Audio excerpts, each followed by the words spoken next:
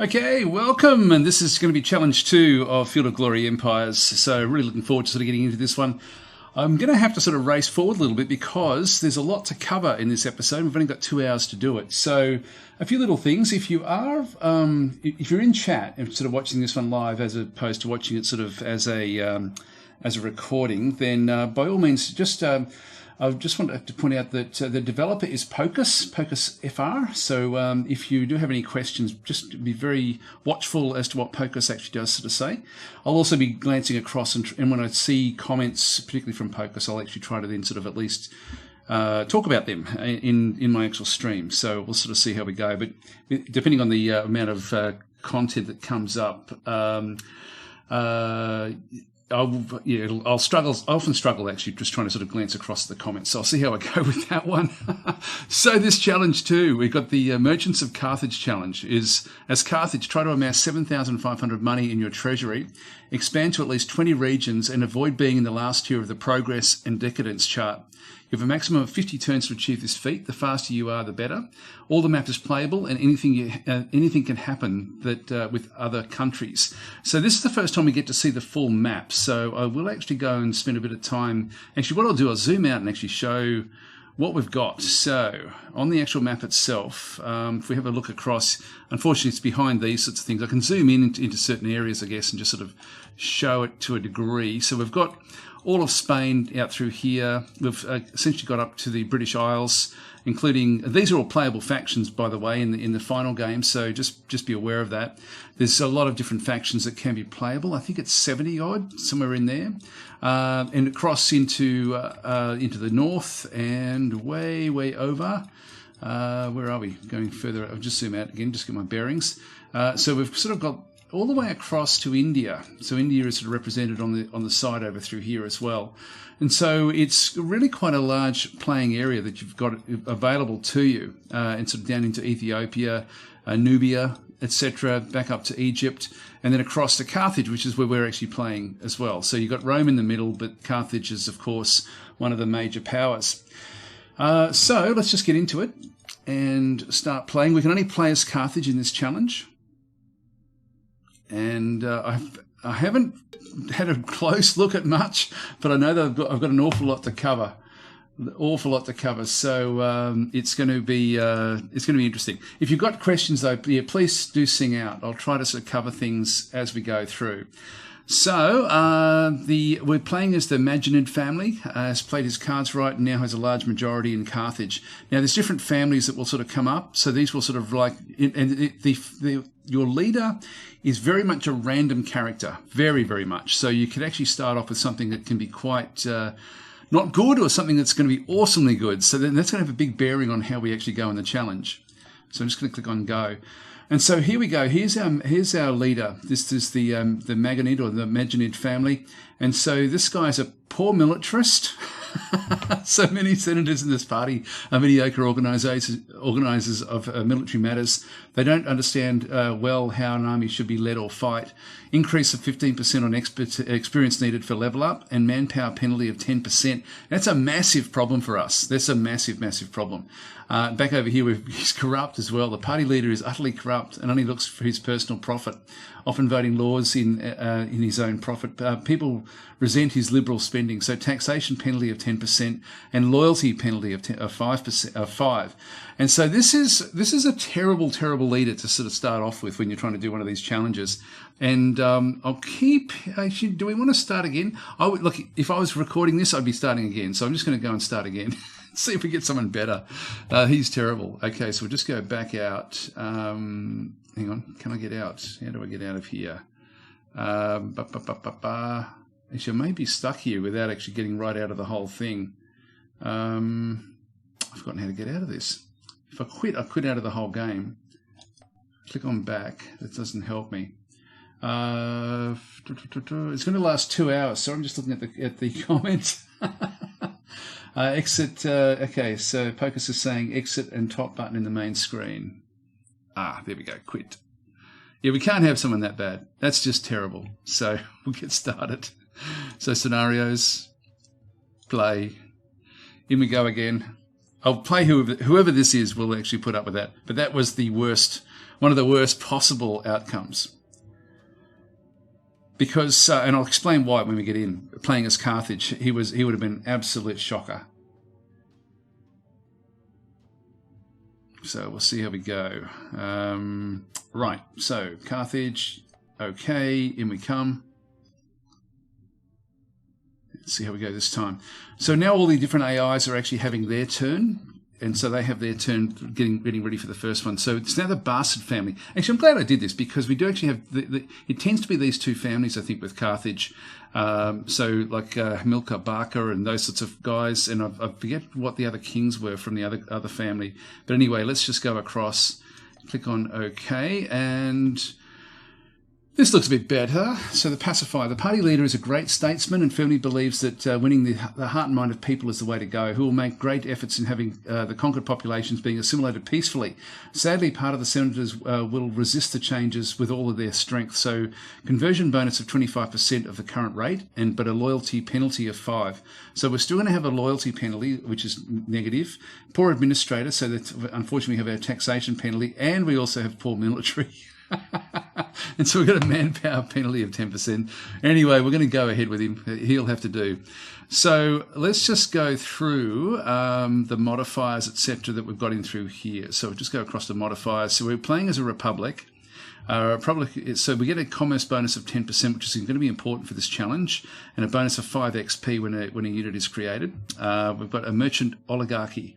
So we've got trade acumen bonus of +4, but a manpower penalty of another 10%. So we've got another 10% penalty in through there. We're Phoenician tradition. And so we have commerce bonus of another 20%, bonus of 1 XP levels when a unit is created, and which applies to our ships. Now, we've got the best navy in the game. Manpower penalty of 40%. So again, you can see there our manpower is a real big problem.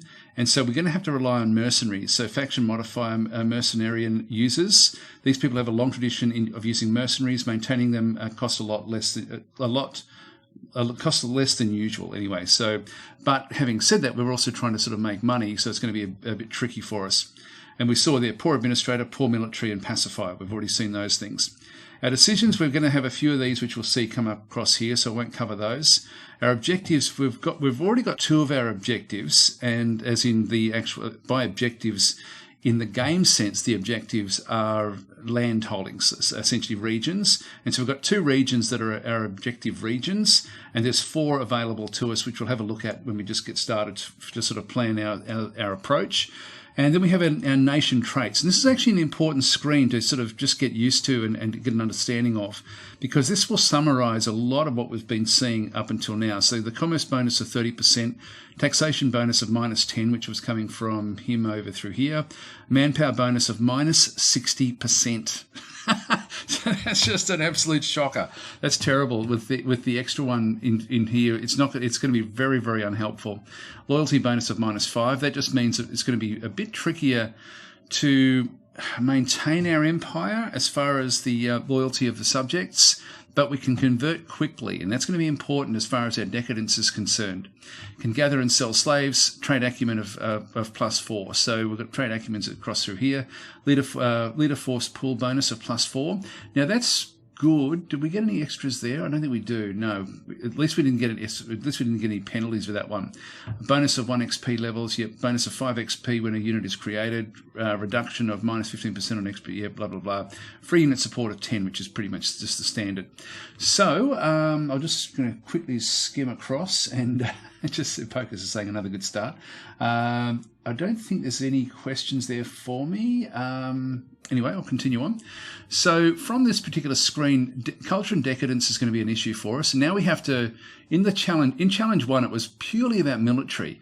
In challenge 2 is much more about trade and trying to sort of get ahead. So let's just go through and maybe we'll just sort of summarize where we are in the world. If we just go across to the ownership overlay and have a bit of a look to sort of see what's what. So we actually have this collection of of land in through here. This is the only sort of contiguous areas of any sort of anything meaningful, which is around our capital. We do actually have another small-ish group that are close in through this side as well. So this is stuff that belongs to us. We've got another region back out way over here. And so Carthage is very much like a trading area. We've got a few of the islands as well. Like, so we've got this one. We've got back over in Corsica. We've got the bottom part of Corsica. We've got a foothold on Sicily, and we've got Malta as well. So, or Melita, which is Malta. So we've got these different holdings, and we've got one more back out this way. That's one of ours. I think that's all we've got. I don't think we've got anything else back over this other side. So we've got, now we need to get to 20 in 50 turns. So if we have a look at the ledger, I think this might be the easiest way to sort of at least get a bit of a feel as to what we have to do militarily for the actual game, because the military in this one is not going to be all that difficult, to be honest. It's going to be much more difficult to actually get the money and maintain our culture. So 1, 2, 3, 4, 5, 6, 7, 8, 9, 10, 11, 12, 13, 14, 15. It's actually, I think there is actually, if I just go back up to here, I think it gives me a summary as to how many I've got. Yeah, 15 regions. So we need this one. And we've got one province as well. We start with one province. We've got 15 regions under our control. We only need 5 more. So if we actually now start to think, okay, to win this challenge or to do well in this challenge, we've got to get 5 regions, 4 of which are objectives that we haven't controlled yet. We've got an objective over through here, so Ampsaga, which doesn't really have anything built. It's a very poor province by the looks of things, but it is an objective province, so might as well make that part of our part of what we want to go for. If we get it, we get a new objective, and I'm just sort of worried that that's going to be an objective that would possibly also be something that Numidia would be wanting to get. Now, Numidia should end up being an ally of ours, so like if it sort of follows history, because Numidia and Carthage fought together. Particularly with the defence, I think, in Africa. And as we come across to our other objective, we've got another one down through here. This one does actually have a shepherd house, so that provides some wool. Trade is going to be massively important. I'm going to have to spend a bit of time talking about trade.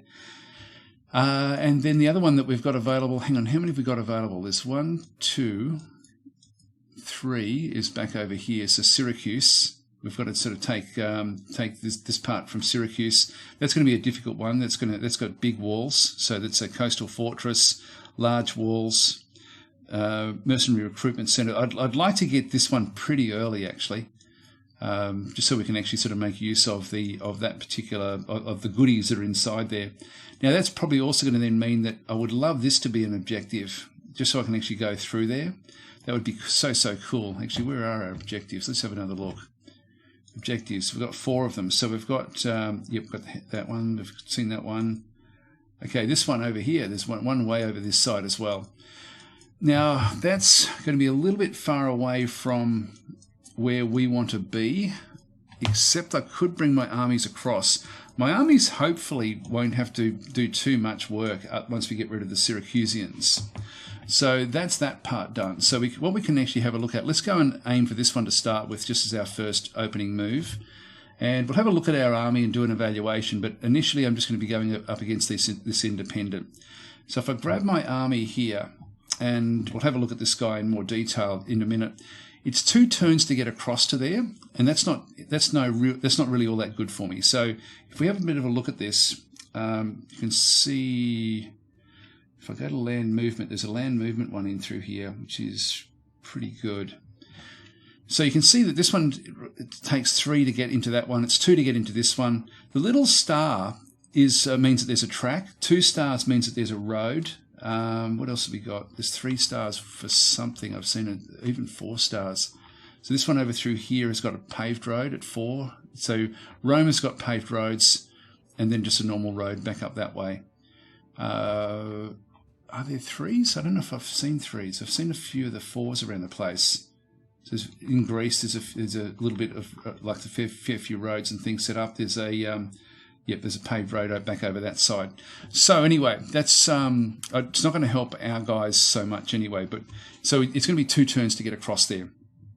So if we want to get there in 1 turn, which I do want to do, and this is going to be a fairly easy fight, we can have a look, and if I just press Control over the top of these, I can then sort of see the movement. So this one's got a movement of 5. That one will make it.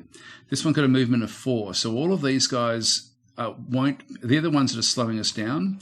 Over through here, movement of 5 in through these with these mercenary warbands. Back over with the elephants, movement of 5. Mercenary cavalry, they've got a movement of 8, and then we've got mercenary skirmishers, movement of 6. So as far as that's concerned, I think we could actually ditch these guys. Just leave them behind, the Libby Phoenician infantry, which are our heavy infantry. And so we're just going to go and right-click on that group and split them out. So they'll now sort of sit back on the outside, and we'll just go across to the main Carthaginian army. And we've got Adabal is the leader of the army. Let's just see if we've got anyone better. No, he's as good as anything else we've got. We've only got a few of them in through here. So Rabadi. Okay, so just reading the comments there.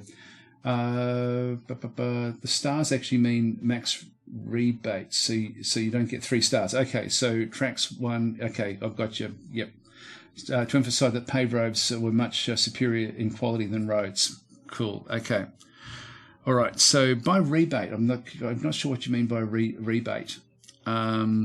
So anyway, with this one through here, with this guy, I'm happy with him to be the leader.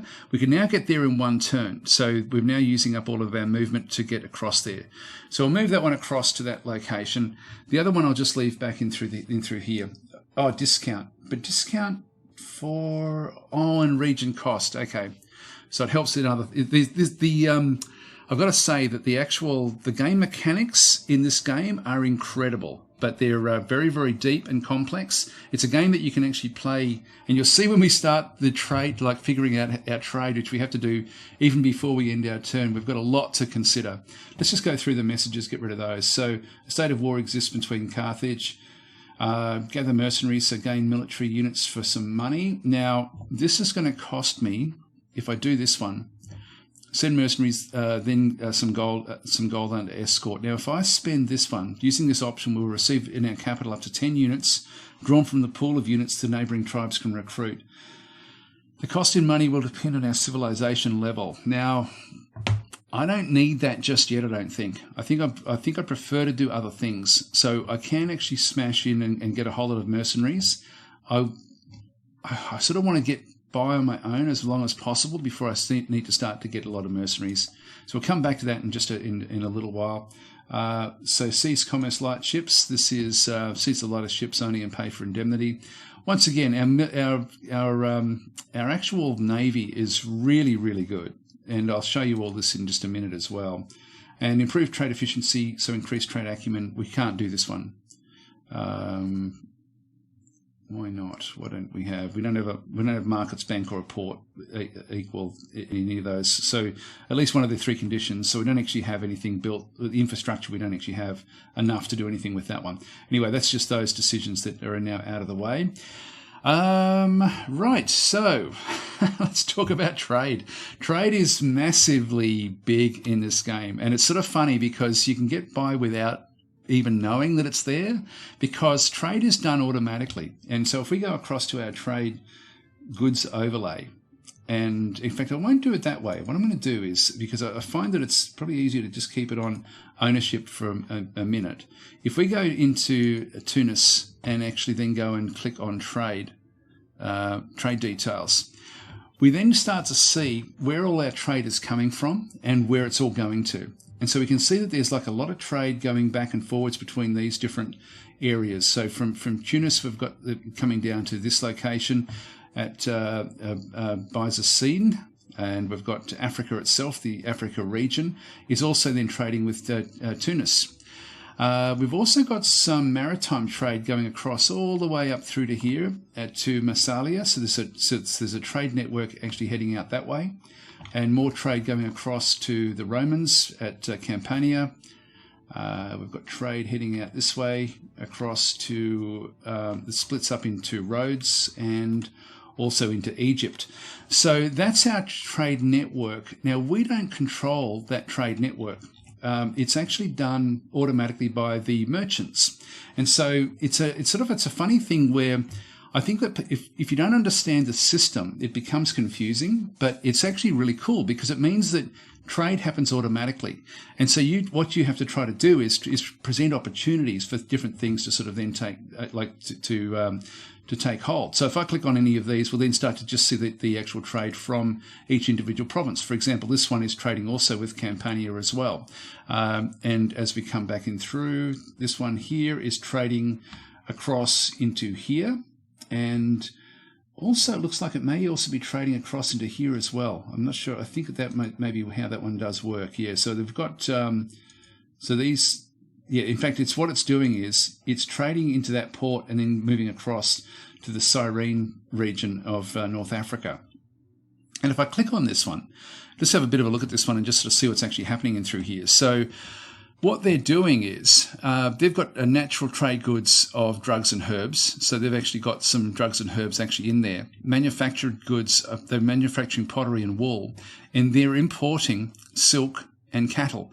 And so the silk, it's costing them 8 gold essentially for the silk that they're actually importing into Cyrene. So they're actually importing silk from here. If we have a look at this one, we're actually getting plus 11 because we get that bonus with whatever we're actually doing. So it's, yeah, essentially it's the silk is, we're getting trade income of 11 for that particular silk. If we have a look at in through here, we'll actually see we've got a silk emporium. Now the silk emporium is actually costing us 14 gold. So we're making 11, but it's costing us 14. It is producing silk, which is fairly rare.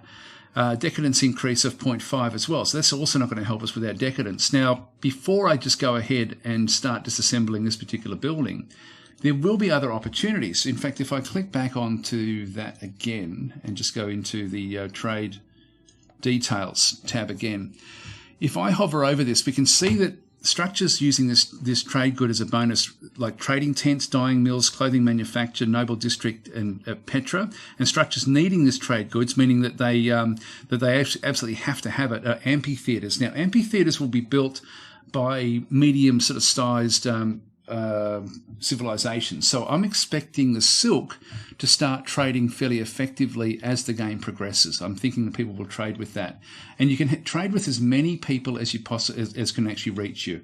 And so if we've got silk in through here, that's going to then ultimately mean that we should be making good money out of that particular one. And so it's important that we get an understanding of what we actually have available and how this will actually then work for us. So it's like, I'm not going to go through every single province. I think what I'll do is mainly just go through these provinces that are contiguous up in through here, because I'm going to be able to get bonuses. Bonuses, and you can see through here that in this region that we actually have, which is actually a fairly big region, we've actually got missing bonus trade goods. We've got horses are missing, lumber is missing, and marble is missing. And so what that actually means, once again, with our buildings, if we hover or click on a few of these different buildings, we're going to have Public Works, Wheelmaker. Where would the marble be? Oration. Yep. So we get a bonus of 5 culture from marble, which we don't actually have at this point in time. If I've got an opportunity to get marble at this location, then that'd be great. But a bonus, you don't import for bonuses. You import for needs, like if you've got needed goods, like we saw there with the amphitheatre. But if it's not a needed good, like if it's not a need, you don't get the bonus for it. So for marble, I would need to have marble at this location in around here somewhere. It's either got to be next to it or in it. So that's why this one may be a good one for us to sort of see if we can get something out of there. But there will be other things as well. Like a few of these will actually have other requirements. So as we go through each of the different buildings, that just produces cattle, which is a trade good. So that's a trade good that we can actually then make use of. None of these will actually have anything. Actually, lumber is missing from here. So we get 5 infrastructure bonus in through here, which isn't critical. So I probably wouldn't worry too much about getting the lumber as a priority. I mean, it'd be a good little bonus. We've got the silk emporium. We saw that one before. Horses in through here, we get another 5 money from horses. So that's actually quite cool. So if we can get horses in through there, we do get extra money from the cattle that we had. So we're picking up extra money. We've got 7 base money and a bonus of 5 money at the moment just from the cattle. So that works out fairly well. The harbour, we're missing, needs hemp, and it's missing. And so it's costing us a lot of money because this is not a bonus. If we go back to the other one, This is a bonus. A need, it will always try to bring stuff in. A bonus is just a bonus. If it happens to be there, you get extra. So in this case with the harbour, with the hemp missing for the ropes, we actually are now, it's costing us a lot because we still get it, but it does cost us a lot extra to bring it in. If there's somebody that's within trading range of where we are, then we can actually go and pick that up and just spend a lot less to actually bring it in that way. So a need, it will always try to get something where it's got a need. It's a complex system, and it's sort of unusual in as much that you don't actually make your own trade deals. They just happen automatically for you. But you control what you build, which then controls what you end up sort of attracting in. Backing it down through here, we've got decadence with nothing else extra through there. And as I say, marble for the extra culture. Now, culture is going to be important to us, and I'll have to talk a little bit about that as well. Maybe not straight away, but as we go from location to location, just look at the trade goods. I'll just have a quick drink of water. All right, so we've got purple in through here, trade value of 9. Yeah, if we have a look at that one, that's going to, it's not trading that with anything actually. So we don't have any trades going with that one. That once again, Dyeing Mill and the Great Forum do need the purple. Missing bonus goods, we've got iron and copper. So if we can get iron and copper into one of these locations again around the outside, then we're going to get different bonuses. So the iron and copper is from the blacksmith. And so we just get bonus infrastructure, which allows us to then build more effectively. Back in through here, sorry, I keep on clicking on the wrong things, but trade details in through this one. And we can see that we're importing sales, which is costing us a little bit. So the trade value is 6. It's only costing us 3 because we're getting it locally. We're getting it from Tunis. Now, if we have a look at Tunis at the sales and see what it's actually doing with the sales, we can see that it's actually exporting it to a few different places. And so we're getting our trade income from producing the sales here is 19, which is great. So, and it's exporting it to Africa in Carthage and to Byzantium back in through there as well. And we're getting 19 income from that, even though it's only costing 3 here and 3 here. So it's costing us 6, but we make 19. So this is why trading is really super important to sort of try to get an understanding of actually how it does work. Now you can see we're missing bonuses all the way through. We're missing fish, cloth, and pottery, fish and cloth. So if we can get cloth in here, for example, or we're not going to get fish there, but if we can even get fish into one of these 2 locations, that's going to really improve other bonuses. So if we have a look and see what's actually causing that one, trade settlement, bonus of 4 money, 2 manpower from fish and cloth. So both of those things come from a trade settlement. I'll talk a little bit about the buildings later on after we sort of end our turn, but the in that case, this one probably also got another trade settlement as well. So the trade settlements that are in these 2 locations, if one of them can get fish, and let's just see if we can get fish. That's a coastal market. It needs fish. We don't get fish, but that would be another good one for us to ultimately try to get fish into this location if we could. We can get that in one turn. We get food bonus, we get money bonus of 6. I'm thinking that this is going to be probably where we want to head anyway. Let's just go and get that one for now in this particular location. So I'll grab that one. What about in here? Can we build anything to do with fish in through this side? No. Get a smokehouse, needs cattle. Now the cattle, once again, I can import them from one of the others, so that's not really a problem for us to get that one. We've got food, health, got a farm in through there. Do I need anything in through this side? I probably should start to get palisades and things at different times. This is also going to be very important that we end up getting good culture. So papyrus, trading required. We don't actually have papyrus either. So that's going to be a bit of a problem for us. I'll leave that one alone just for now. Back in through here, what can we build? So ranches, crafters. There's a marble quarry, so bonus 10 culture from marble. Actually, the culture is going to be really super important for us. I think I'll grab that. I'll just grab that one straight away because we're going to be really struggling with culture. which I do have to talk a little bit about as well. And so in through this side over here at our capital, what can we build?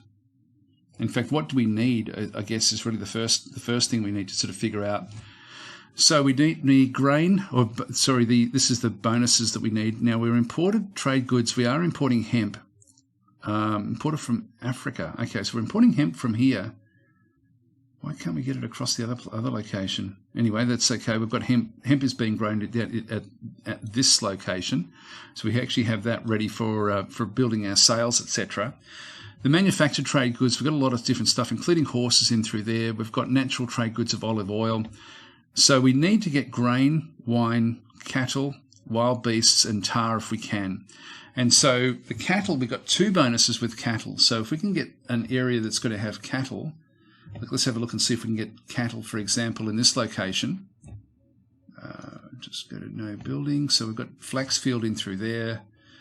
The garum shop. What does this one give us? Bonus 5 money from fish, which is missing. Once again, needs olive oil, which we have locally. And food and infrastructure. Bit of food and money. I don't think I'll bother with that one. Pleasure house is going to increase our decadence, which I'm not really interested in doing. That's more infrastructure for us. And we get a bonus of 5 infrastructure from lumber. Sanitation will increase our health. I do need to start getting stuff in through here. Produces flax. It's not something we've got a need for at this point in time. So this is a tricky one. We don't actually, and this is randomly generated as well, by the way. Like you'll see there that other things that I can possibly get, available structures, a shepherd house, which will give me wool, a ranch, a stud, and a farm. So the ranch will give me the cattle. That's what I actually want. I want a cattle in one of these locations. If I get this, I might just get the sanitation, I think. I'll grab that way because we will be needing that at some point in the future. This one we're already getting. Tunis, going to have to figure out what we're going to get in through here. Now, another consideration with the buildings is that if we start to focus on our money in through here, like I can actually, once I get 3 level 1s, the level 2 start to open themselves up to me, and from that point forward, I can just get better and better buildings. So I do want to specialise Tunis in predominantly actually just getting financial buildings, which is this one down through here. Now the coastal market, bonus of 8 food from fish. It's got food and money. It's only a tier 1 building, which can be then upgraded, I guess, to other things. Once again, it's not probably something I particularly want. Get money, extra money in through there. Money is going to be important to me. Weapons depot, so bonus of 10 equipment from weapons. We don't actually have the weapons. That may come though. Brickworks, infrastructure from stone. What do we actually have? We've got a quarry which produces stone.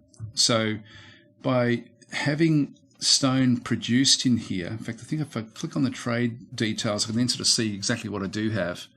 So we do have stone, and you can see that we're actually exporting stuff out quite effectively with some of the stuff we have through here.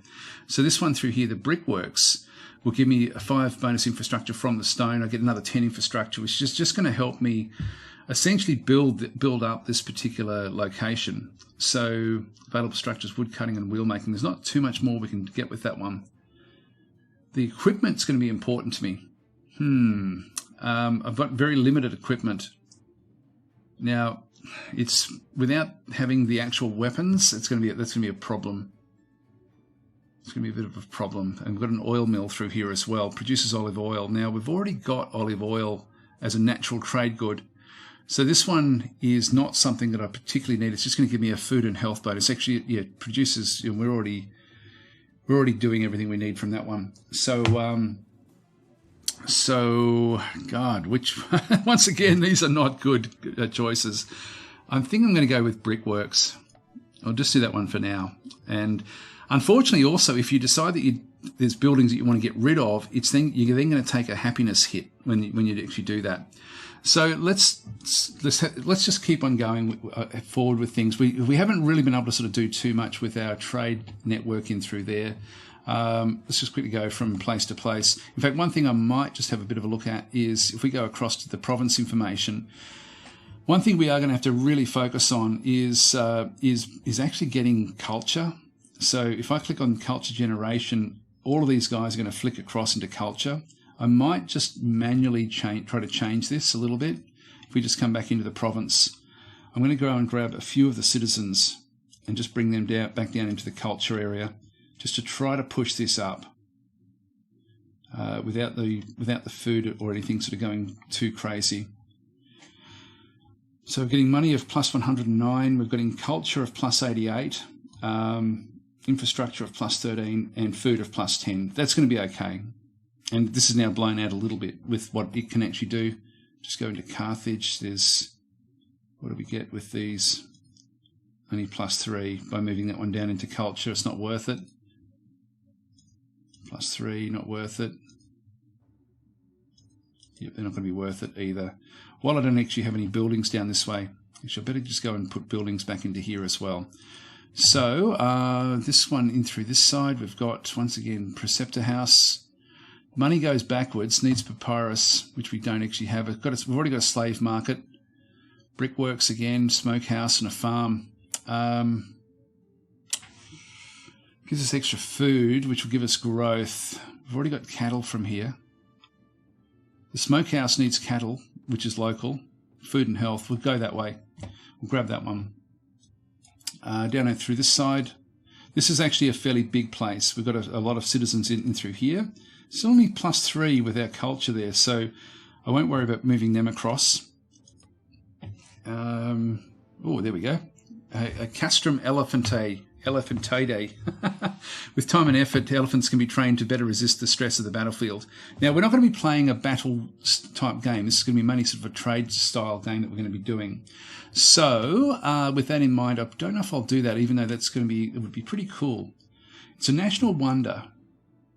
A bonus of 10 XP when a unit is created. Applies only to large beasts. So, that's our elephants coming in through there. We've also got a caravanserai, which gives us a bit of extra money, and then 7 money from horses and cattle, which we do actually have cattle here. We just don't have the horses. It's 20 turns to get that. It's a tier 2 building, tier 2 commerce building. And the overland trade route, commerce bonus of 12%. That's actually really, really useful. I think I might grab that one actually. What does this one do? The tavern is going to give us 4 money from cattle. I can get the olive oil from here as well, food and health. If I grab that one, I can eventually get these sorts of things as well. So maybe we'll go the oil mill to start with. Okay, so we'll go with that one. Have a quick look across into here, just see if there's any real things. Okay, we've got myrrh from here. Okay, so we have a look at the trade details. So we're actually, we've got coral, which is natural, back in through here, and we're manufacturing myrrh. So we've got a myrrh emporium. This is going to be the same sort of deal. You can see we're not trading with anybody, and this will be another one of these expensive in decadence, expensive in money. But we're not trading with anyone with that one just yet. So we're not making any money from that. But that will change over time, hopefully. Now, who needs it? Who needs myrrh? Structures using these trade goods as a bonus. So it's only bonuses. There's no one that actually needs it. It's the Temple of Moloch, the Mausoleum, Petra. Now, that's a problem, actually. That's a real problem, because if there's no one's ever going to trade with this. If I'm reading that correctly, I'll look across the comments and just see if I'm reading this one correctly. Because it's only can be used as a bonus, you can't actually bring this one in unless there's a need, which means that it doesn't have any neighbours. So the only good it would actually have is if we actually end up with a worship place that can make use of it. So what does it do? It's got worship place, temple, major temple, Petra, mausoleum, or the Temple of Moloch. So if we have a look at this, and what do we have? A preceptor house in through here. I can't see the benefit of keeping this building. I'll just wait and see if Pocus actually can just give me any guidance on whether I should be just destroying that building or not, because it's costing me decadence, and a fair bit of decadence, and I can't trade for anything other than to build something up internally. So, what else we got? Crafter District. It's going to give me extra money. I think I might just grab. Once again, I'm going to be going mainly with crafting. I'll take this one. Yep. So Poker's saying no, you can scrap it. Okay. So to explain what's going on there, And one of the sort of like the higher level things that you need to do with your trade, and we haven't even ended that first turn yet, is with this one here. For example, if we could bring in a good in through here as a needed good, it can then be used as a bonus for any of the ones around here that need the bonus, including itself. So this is quite a strategic and important province for us to be able to try to get things that are needed as bonuses for the others.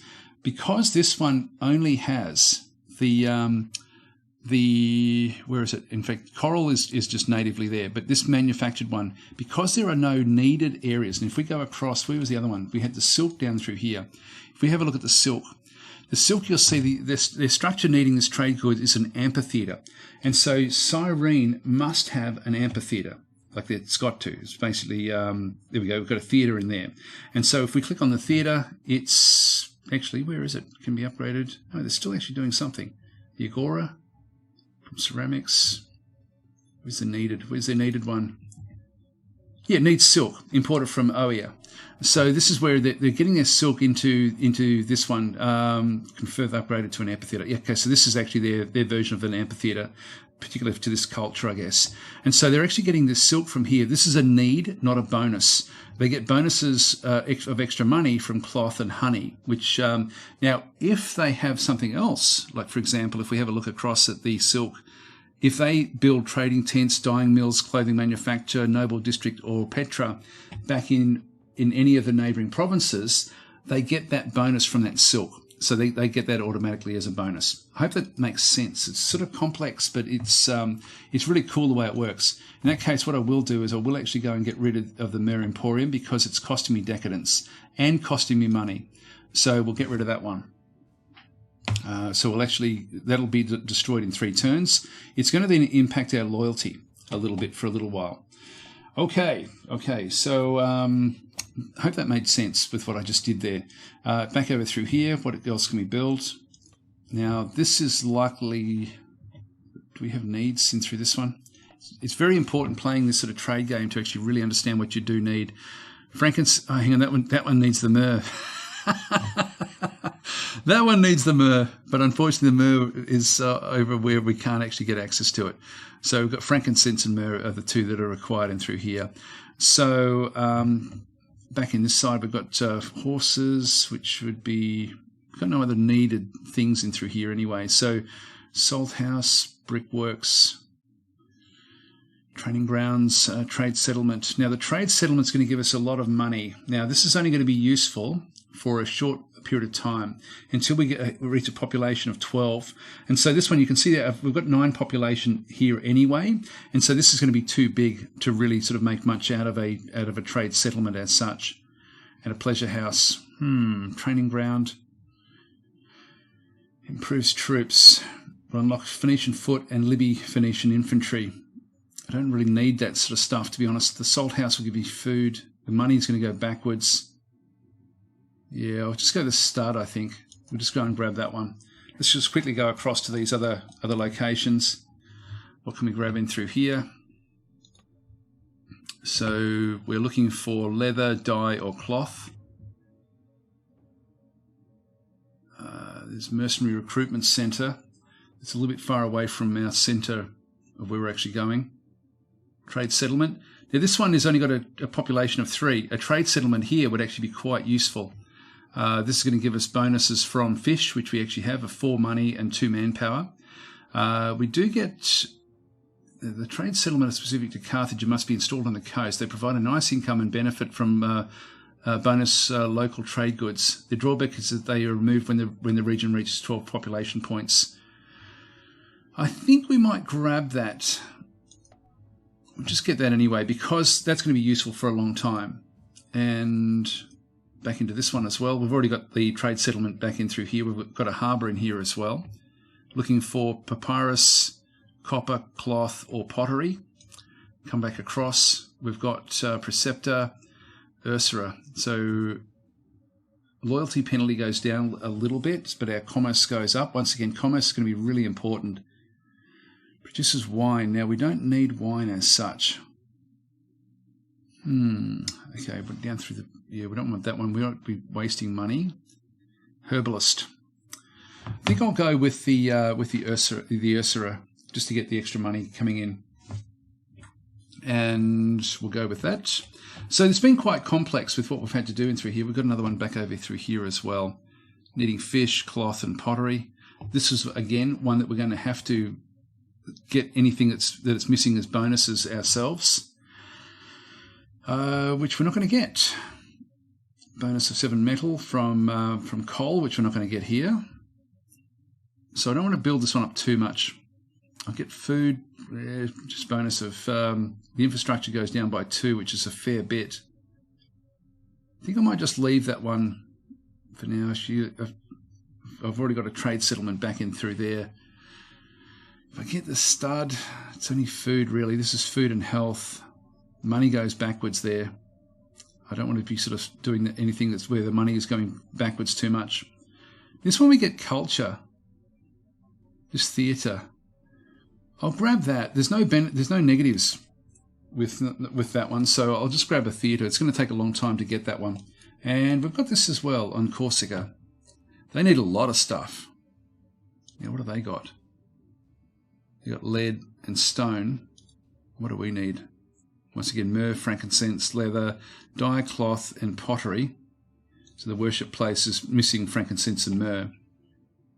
God, it's a shame that it's a need and not a... sorry, it's a shame it's a bonus and not a need. This is another one where it's going to be difficult for us to get the bonus culture from this place. But there's no negatives, so I'm not going to get rid of it. Okay, so what have we got? We needed to get... The ranch is not going to help us. Smokehouse produces cattle. This one then needs cattle and will give us extra sort of food. Actually, that does need cattle. So the cattle would be fairly useful for us. Caravan house produces from horses and cattle. Once again, starting with cattle. Let's just go cattle, I think. This monument, it gives us a lot of culture for decadence. Let's just go the ranch at this point in time. All right, so actually another little change, if you've been sort of watching other things, is the info is now presented like this, which is really, really cool. So it's sort of not I don't think it was there before. I think this is new because when I saw it, I thought, oh wow, that's really neat. You know, like you got all your information right there at your fingertips, next to everything that that needs to relate to. So I think we are nearly ready to get going. One thing I might just do is I might move this fleet across to just sit off the side of Malta and just try to besiege whatever's happening in through here. Now, I don't know if I have to go to here or here. Actually, there's their port. If I go to there, I'm going to end up being out of... I'll go there to start with, and then I'll come back. No, hang on. I've got to go back there. Back there, control click. No, I don't know how to. I can't remember how to actually do that so that it ends up going back to where it wants to be. I'll go there for one turn, just see what's actually there, then come back into this location where we can get supply. Okay, I think we're done. Finally. So we'll end our turn. Sorry about how long that took, but there's an awful lot to go through. Okay, so battle in Ampsaga, so we're going to be trying to take this one over. Now, they've got 31 points against our 49. We've got 10 units, they've got 9 units, that's good. The frontage is only 8 because we're fighting in the hills, so we'll go and view the battle. I won't explain this in great depth like I did last time, but essentially we've got different rounds that will sort of come up, so we're just going to start the battle. Our ranged phase, we don't actually have very many skirmishes. I should have built a few of those actually in the last one. They've got a lot of skirmishes. We've only got a handful of them really. I don't know how this one is actually operating as a skirmisher. Oh, this has got bows and arrows. This one unfortunately has been exhausted. We've got tired. They're both exhausted. I think we'll still win it. Okay, so our Numidian cavalry is going in against their cavalry is going in against the Sacred Band. So let's play it. Yep, we've smashed them. Absolutely smashed them. Okay, next one is our war elephants. Now these weren't exhausted, that's right. And we smashed those as well. Now they're evading, but they did lose a bit, those camels. Yeah, we just win that one as well. We've we rolled good numbers there, which is good. And then this is going to be a bit of a problem for us. We're already exhausted, meaning that we don't actually have anything through here. We're going to still got a slight advantage. These are sort of like shock troops. This could be disastrous. Oh no, we're okay. We're okay. In fact, we've won everything so far. Smash that one. And that one. And these are both exhausted, so they're not going to be able to hold up. I better get more skirmishers, actually, for the next round. Okay, so then we pursue. Destroy the rest of them. We didn't take any actual damage to our forces, which is cool. Now, one thing you'll notice, I didn't talk about the elephants, but the elephants are glass cannons, essentially. If they take a hit, they die. So, but they're very, very powerful. So we'll view the report. If we have I'll have a bit more of a close look at that one afterwards. Anyway, that's given us that location.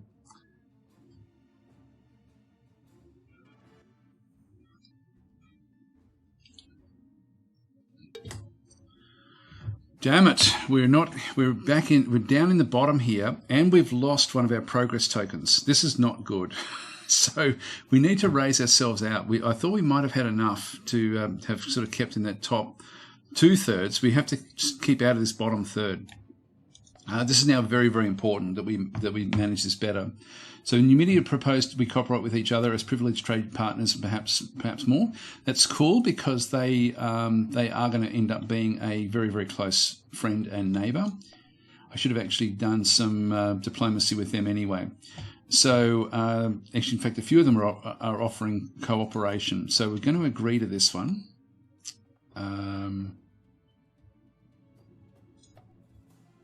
So we'll agree to that one. The Etruscans, yep, we'll agree to that as well. The more friends we have, the better. And Saguntum is going to also be an important one for us as well. So yes, we will agree to all of these corporations. Okay, messages have arrived from the Etruscans. Yep, we saw that one. Our armies did something. I didn't see what it was. What was it? Our armies marched, yep, and conquered the region. That's fine. Under the Bastard family, Ampsaga has come across. That's cool. Scepter was raided by Mauritania. Back over through here. That's not good. That's going to cause us some issues. Where we've now got it's now been raided, and so we've got food penalties, infrastructure penalties, commerce penalties, culture penalties, and a duration in through there. And go across into here. The Bastard family has tasked the armies of Carthage to conquer Numidia, new objective. So that's become an objective, unfortunately. And I say unfortunately because I want these guys as allies, so even though this is an objective, I don't have to take it. It's just that that's sort of now become something it would be good for us to take.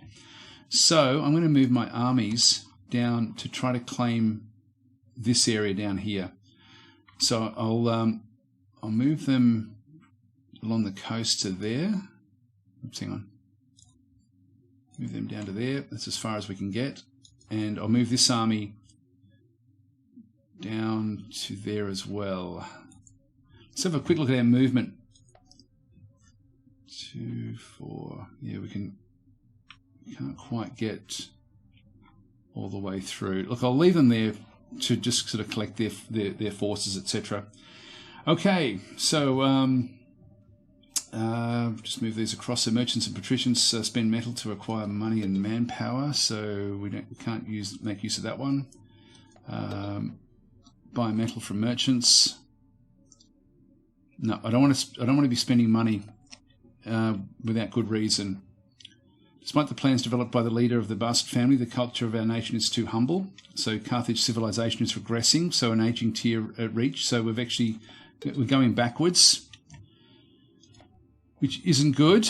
So our culture and decadence is something we are going to have to really manage in this particular playthrough. It's going to be very, very difficult. We've now received an aging token standing at the 2 progress tokens.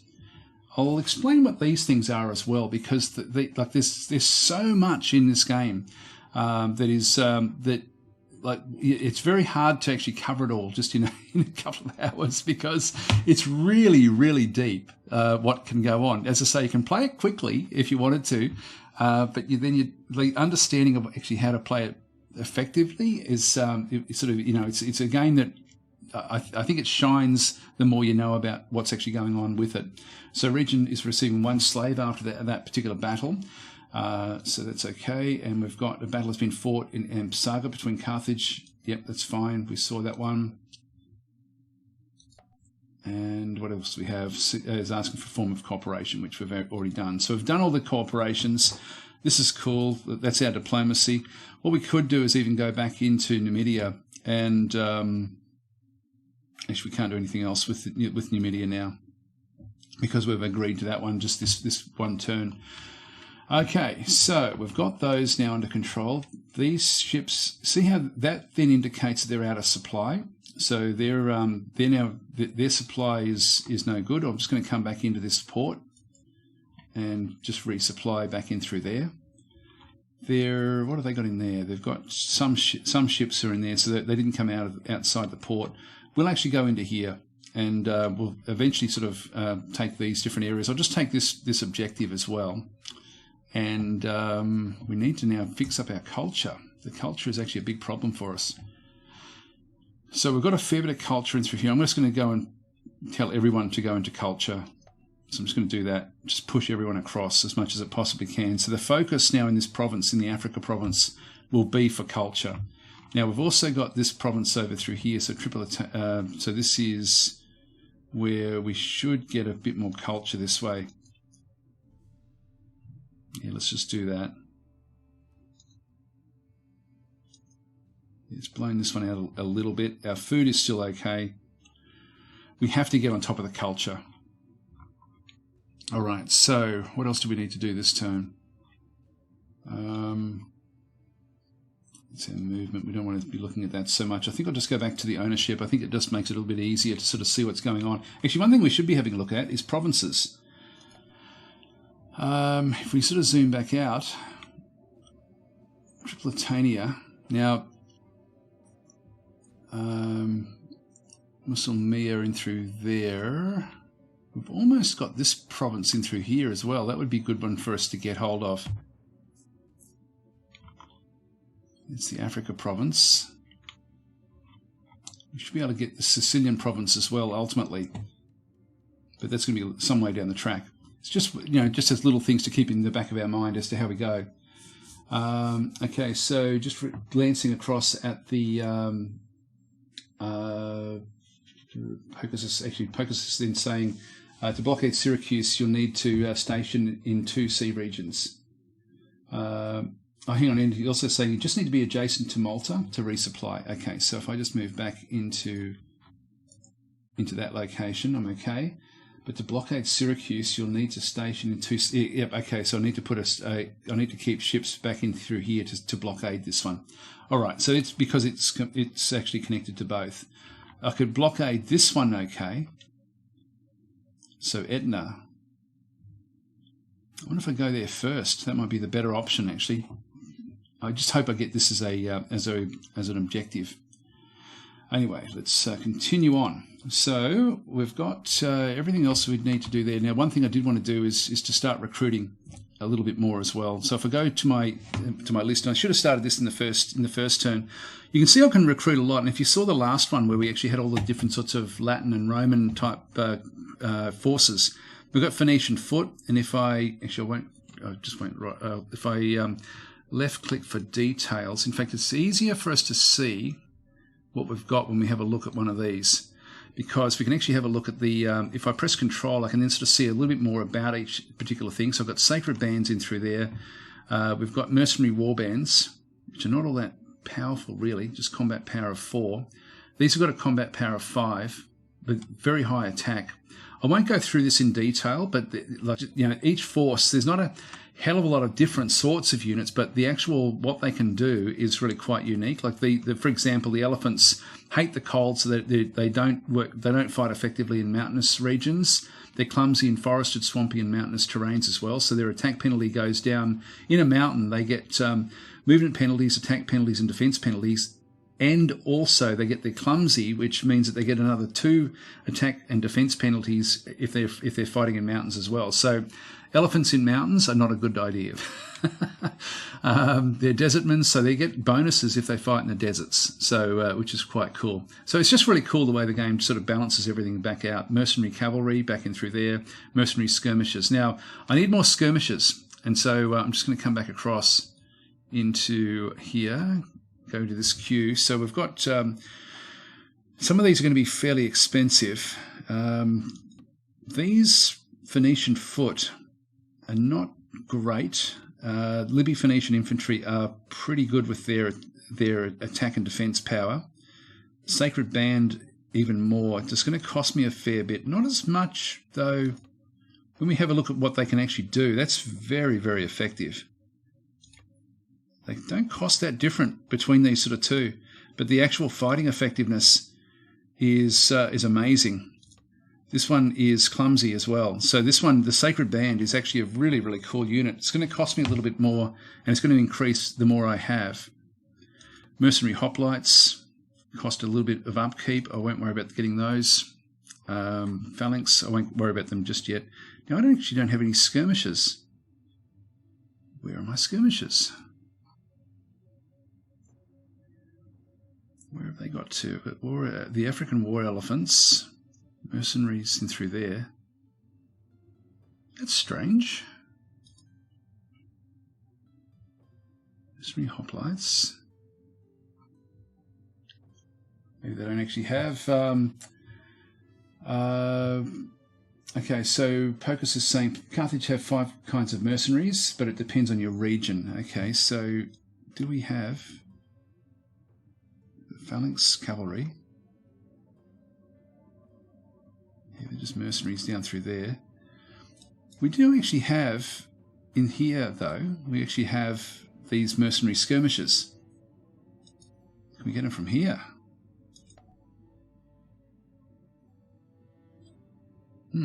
That's strange. I do need them.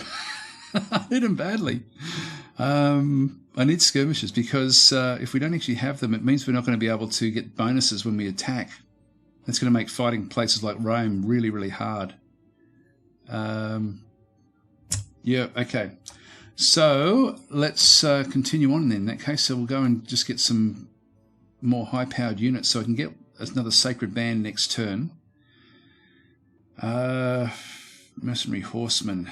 You know, do these have skirmish abilities? Yep, superior skirmishers. Okay, so extra fatigue margin. Yep, okay, maybe they're going to be the ones. Maybe they're the ones.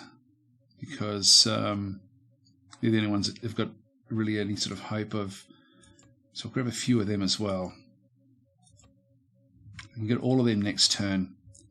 Can I get another one of those? Yeah, 2 turns before I get another one of those. Okay. So, I won't get that one. I'll just grab this little group. I don't want to go through too much with my manpower. My manpower is a real problem, which is why we need mercenaries. Okay, let's just leave it there and end our turn.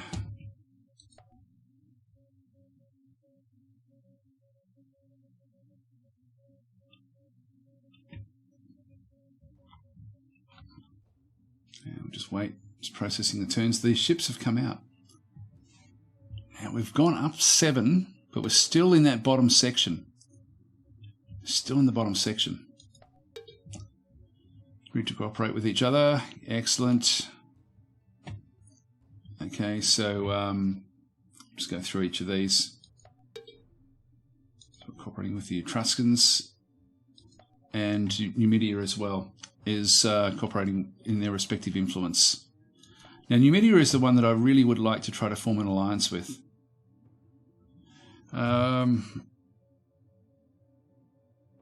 Yeah, doesn't like us enough. I won't give them any money at this point in time. Now, in through here we've got 2 different armies. Can we get there in one? Now, I can get that one in there in one. And that one's 2. Damn it! Look, it's not going to matter too much. Let's just go with what we've got through here. Now, also, I don't know if I can actually get these guys. If they can get there in one as well. I don't know about the timing of things. It's going to be a bit of a problem. In fact, what I might do is I might leave them back where they are. I'll send my main army back down around again just to go and attack this. Everything is now sort of back ready, fighting fit, ready to go. Let's get them down there just to take that location. And this Carthage army here, I'm going to send them back into here just so we can get them across ready to attack Syracuse. That one's still showing that we're actually don't have supplies. I'll trust that it's going to fix itself up. Hopefully that will sort of work.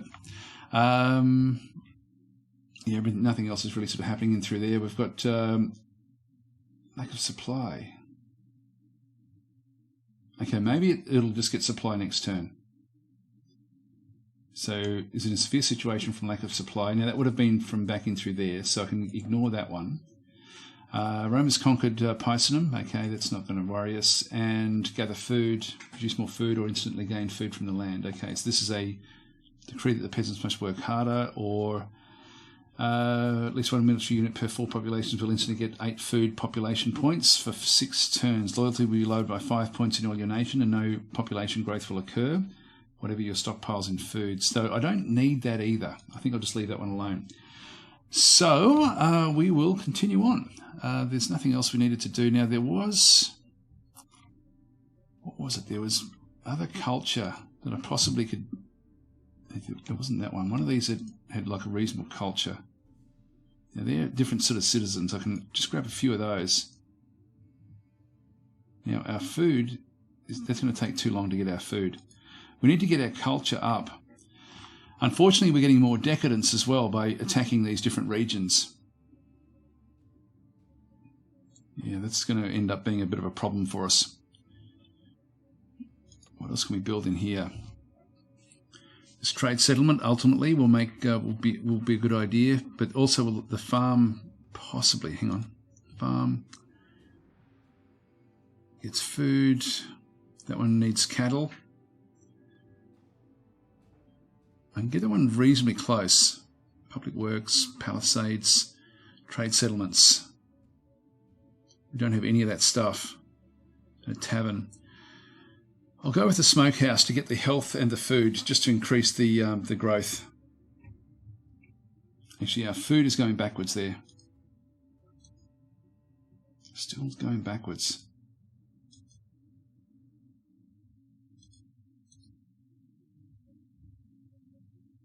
Yeah, this is not a good spot. I shouldn't have bothered getting it. Shouldn't have bothered with it. Anyway, we'll end our turn.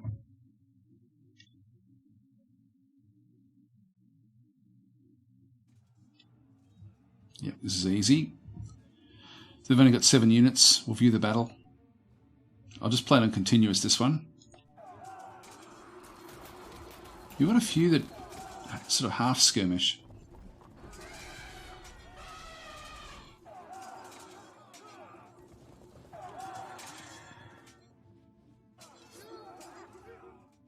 That's good. Oh, damn it. We lost our elephants. Glass cannons, as I said. Any sort of damage done to them, it kills them off. But they've got very, very good stats.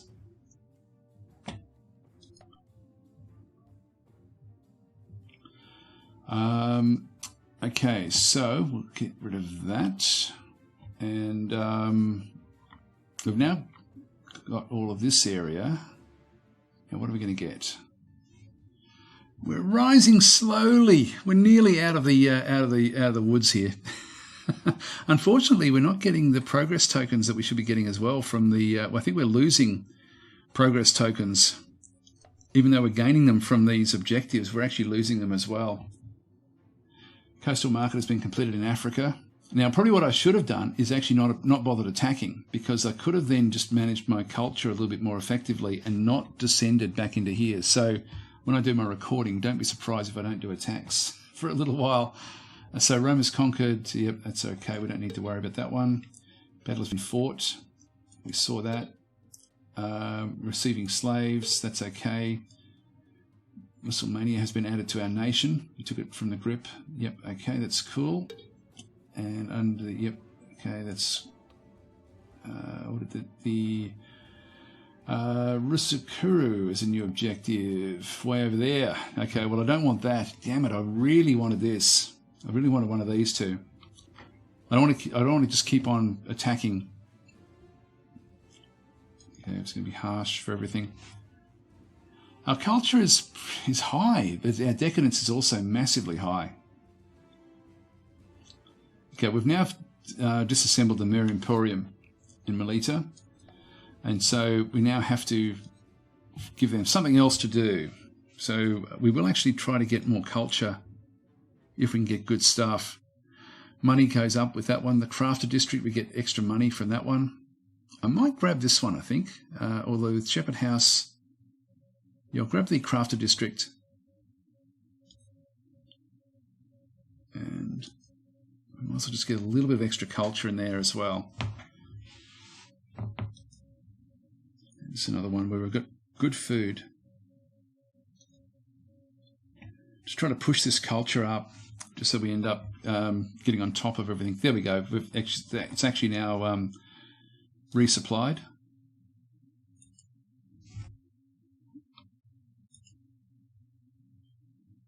If I go back to there, no, I can't do it. Okay, I'm not sure how. There is. I thought there was a way for me to then come back into this location. Shift right click doesn't do it. Control right click doesn't do it. Yeah, I'm not sure. I'll just come back to there. So I'll see if we can actually force a fight in through this side before we then start to take things back over. Now, I'm going to move this group across back home again. And what have we got? We've got a Shepherd House, a Settled Oasis. Okay, what does that one give us? I've not seen one of these before. So food, money, manpower, figs and dates. So we must be making dates here, I guess. Missing bonus. Yeah, we don't actually have the figs. We do have the dates from somewhere. Wool and olive oil.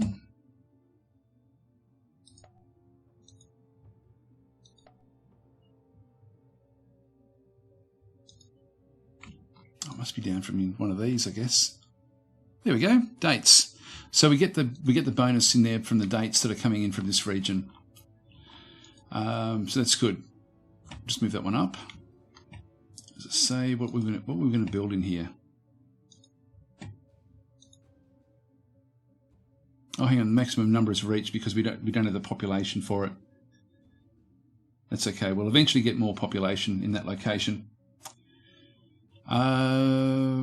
Right. So we've got an army. I want to get my whole army collected before we sort of go off. What I'll do is I think I can move out from here. Do we have a port?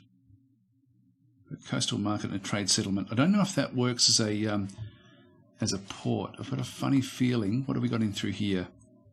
It's only a trade settlement. Look, I might as well, because everything has to come back down this way, I'll move them down as well. Move everything down. And what I should do is actually make sure that I've got at least another leader, just for safety. So Rabadi can be the secondary leader of everything. And our turn. There we go. We did catch them. Excellent.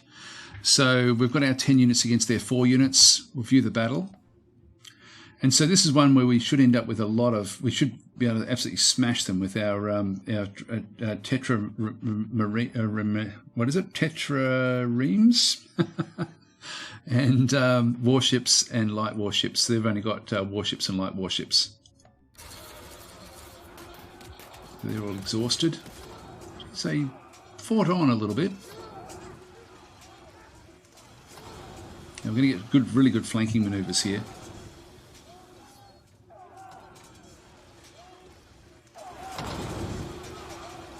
Yep, smashed them. Absolutely smashed them.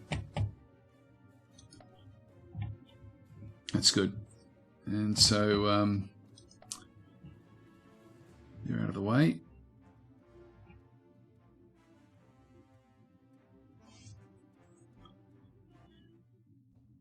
And we're out of the woods. Good. We're sort of now back out of the bottom section, and we now need to sort of stay in here or higher. So I'll keep where I am. Should be able to maintain that hopefully. So we'll look and see. So a battle was fought. Yep, we've got that one done. These guys can't quite get across. Okay, no, I'm going to have to move them all back up again. So I'll move them into there where the port is. Thought that might have happened. Now I might merge this one with this army here, just to keep like two separate armies. They'll fight together. So we'll move them across to take on Sicily.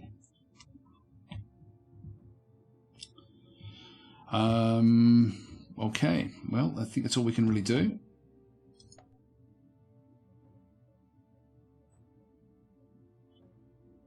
We're not doing very well financially. I think our leader has got. There's a lot of problems with our leadership, which isn't good. We're still just stagnating back in through here. This is okay. We're okay while we're here. It's not too much of a problem. So I won't panic until we sort of move further into other areas. I've only got the one elephant now. So moving both armies in, if one of our leaders falls, the other one will then take over. This is actually a bit of a hack, I guess, as to how to sort of try to make best use of your armies. So have two armies go in, even if they're small, but with different leadership. That way, if one leader falls, there's still another one there. Now, were they able to make it? They couldn't make it. It's these guys again.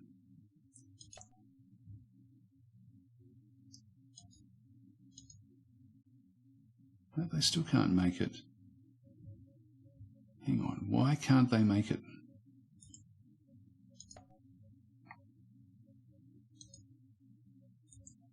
Now that one can. Let's have a look at these armies again. They can get there. Not sure how these guys are able to make it and the other ones can't make it. If we just control-click and have a look, they move at 5. Yeah, they only move at 4.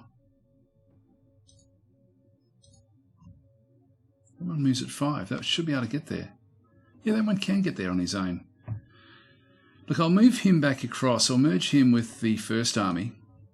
They can still actually all make it. I'm not sure why that actually happened. It's still only these slow-moving guys that are the problem. So I'm going to move them across as well. I'll move them into that location there.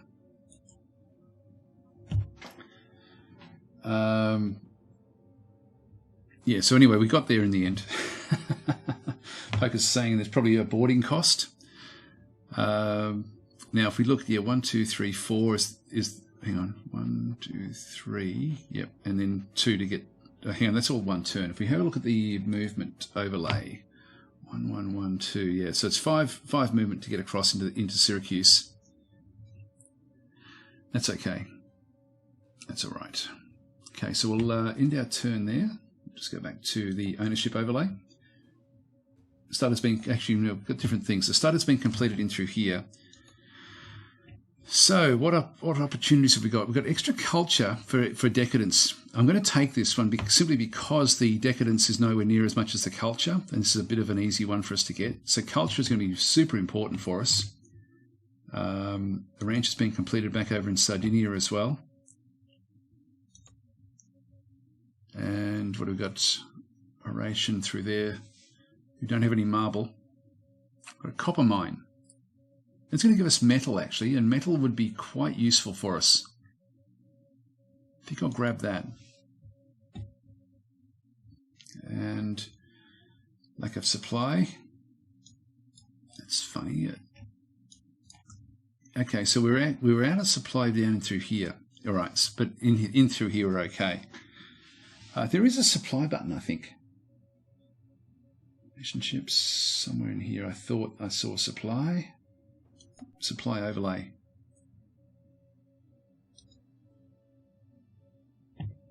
Not showing the water. Makes it a bit tricky. You can see where we can supply on land.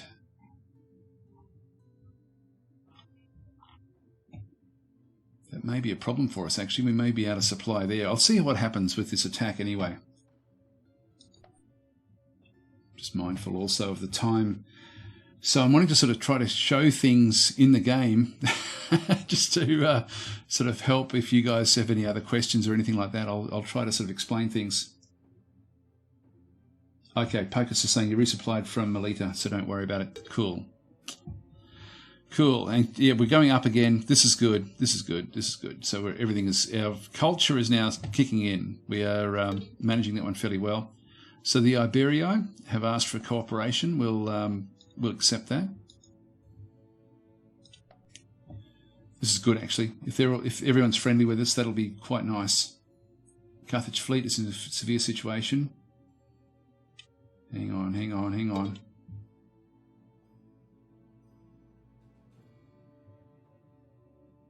How come? That should have been supplied. I'm not sure. I'll go into Malta. Just see if that's something we have to do. Bring those across. So they've gone inside we're besieging the castle. We haven't gone to there though. Trade settlement has been completed back over through this side. Okay, that's cool. So we're going to end up getting a bit more money ultimately. And if we have a look at the trade details, what do we need? Pottery, cloth, yep, leather and dye. So we're not going to be able to get much from here. In fact, we've now at our maximum because we've only got a small population. Smokehouse produced in through this side. You can get a theatre here for 2 infrastructure. Once again, I think I'm going to go that way. Missing support. Yeah, that's okay. Yes, I'm going to worry us. Okay, so population growth. Cool. That's going to allow us to then go and build something else. Coastal market. So we get from fish. It's funny we don't have anything with fish. Herbalist, brickworks, palisades, coastal market. From marble, which we don't have either. So all of these are pretty damn useless. We do get a bit of money and food. I'll go with the coastal market. Start there. And population growth in through here as well, which we're already still building theatres and stuff, so that's okay. Losing support there. Let's have a look across at this one.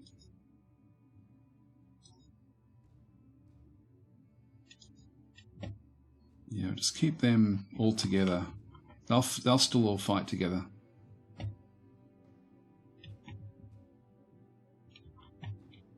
Now, they've actually grabbed this location. This is the one that I want, though.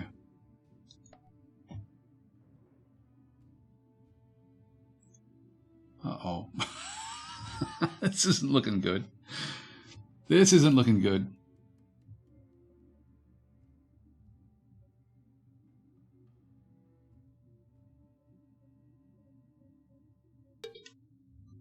Yeah, we're slowly rising, which is good. We're not in the top tier, but we're in the middle tier. We're away from where we need to be. Okay, sharing information, easing their trade, incorporating on other aspects. That's good. Ursura has now been completed back in through here. Population growth, population of 7, which is... Can we build anything else? Bonus of 7 culture. It's not going to help us. Major harbour. Get money and manpower. We can trade the hemp from our capital. Public works. A farm will just give us extra food. The food is fine here. I'll grab that one, the major harbour, I think. Now we'll get different citizens. Let's just get even more culture. Just a little bit. Population growth back over this side. Okay, we get that still in 7 turns. That's okay. Sanitation. Produce back over this side. Farm. Trade settlement. Now, I've still got a bit of time before this one actually kicks in. And we do have pottery, so I will grab that. I'll get that one. Just to get extra money. And the brickworks in Tunis as well. Now, cattle we saw were needed everywhere. So that would be, there was a lot of bonuses with that. Salt house will give us, needs salt. We've got wood cutting, which will produces lumber. We saw there was a few things with lumber. Let's have a look at our trade. Cattle, we get 2 bonuses. We need cattle here, but we also need it in neighbouring areas. So I might just grab a ranch. Got the basilica as well, but we don't have any of those things. So we'll just go with the ranch. That will do. Okay, so we'll just go back to ownership overlays again. And continue on. So we've got Carthage armies in severe situation from lack of supply. Damn it. Okay, so we're out of supply in here.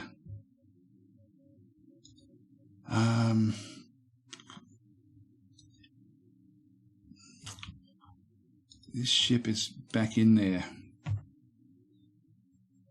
Okay, geez, I wonder how we manage this.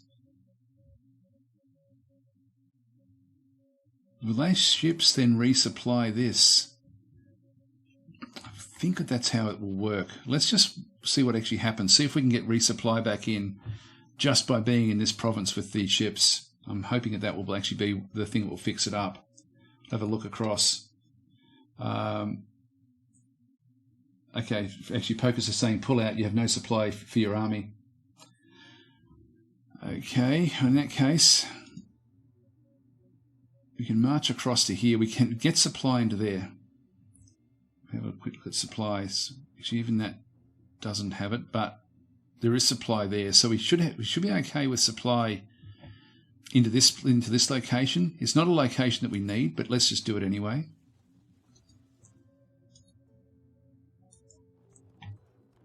Let me just make sure. Hang on. Our soldiers are starving. Just get all of these armies.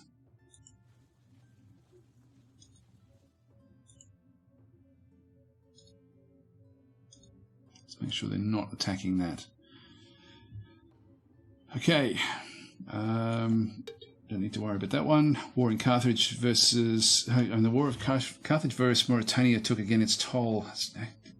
Is there a war there? Didn't realise there was a war. When did that take place? Carthaginian armies in a severe situation from lack of supply. Yep, we saw that one. Yep, that one's okay. While besieging Syracuse, not managed to inflict casualties on the defenders. Okay. Carthage is raided. And several signs. Okay, that's fine. So if we have a look at this, are we at war? Actually, it won't be there. Where is that? Look at our enemies. It's only Syracuse. It's only Syracuse, and then just the independence. So no, that's okay. We're all right. We're all right.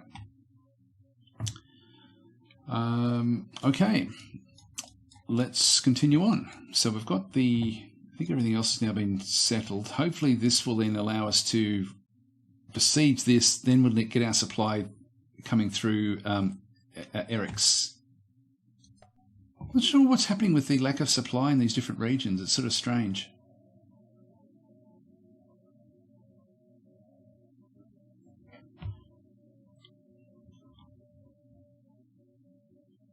Now, did they move? Yep, +6. We're moving up. We're moving up, which is good. We're sort of healthy there. Yeah, we've still got these guys there. Thought I'd move them.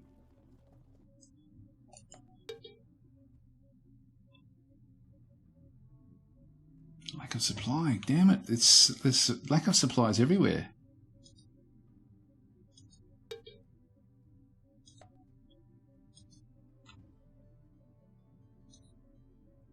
I'm not sure where I can go. Let's go back home. That seems strange, actually. I'm not sure what's going on there. Because I thought that if we had a port, we were okay.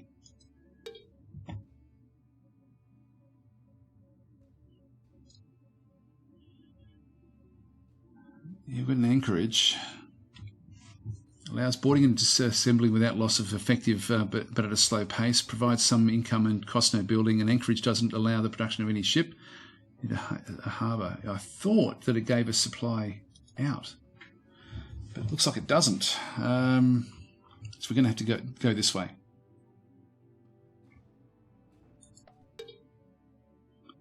Marble quarry. Great. That's going to be good for bonuses. And we've got a salt mine up through here as well. And so salt we saw was another one that was going to give us different infrastructure bonuses around there as well. So this will be quite an important little province that we're going to end up with. Population growth. Yeah, we can now start to build. Let's go and get ourselves another trade settlement. Besieging. Yep, that was disastrous. It hasn't gone the way that we wanted. Been repulsed. We'll end our turn there.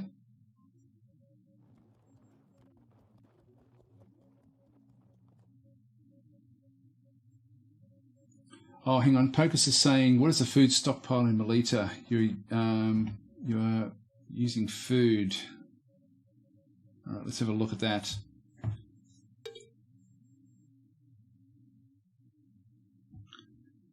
Aha, let's actually have a look at that because that's a critical situation. All right, so Malta. The food is +3. But what was it last time? Because if these require food usage 4, and so we're not producing enough food in Malta, by moving these guys back, I can move that one up. Ah, okay, this makes sense. This makes sense. And so that's why we're not seeing supply there either. Okay, well, let's have a look. Let's leave the supply on and have a look and see what actually happens in the next one.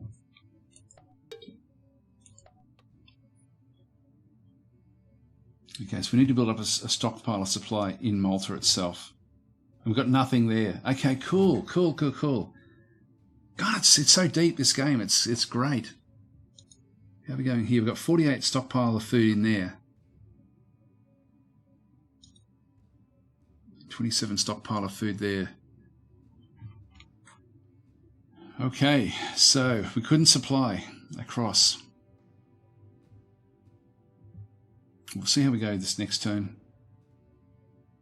Getting +8 this time.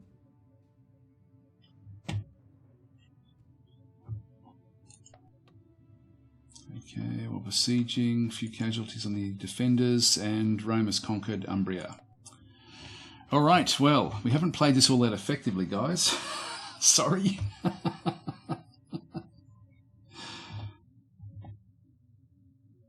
Let's have a look at this. We'll just end our turn here.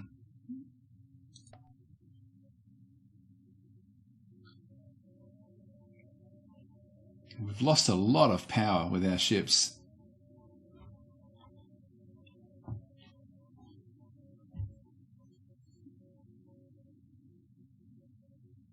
We're still rising. We're now nice and safe, actually. We're safely away from the bottom section. Gee, Syracuse is almost ready to go to the next level. Which we don't want them doing that. Population growth down this way.